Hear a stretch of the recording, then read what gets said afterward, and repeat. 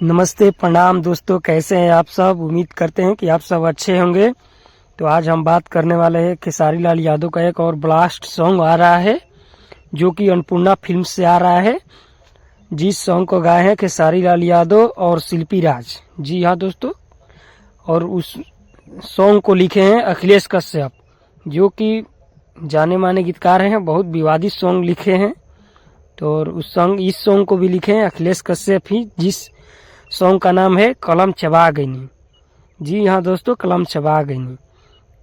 तो आप सब इस सॉन्ग को ज़्यादा प्यार दुलार आशीर्वाद दीजिएगा। ये 24 तारीख को 7:15 सुबह में रिलीज होगा, जो कि अन्नपूर्णा फिल्म से रिलीज होगा। अखिलेश कश्यप का ये कंपनी है और इसमें एक्टर है खेसारी लाल यादव एवं डिम्पल सिंह।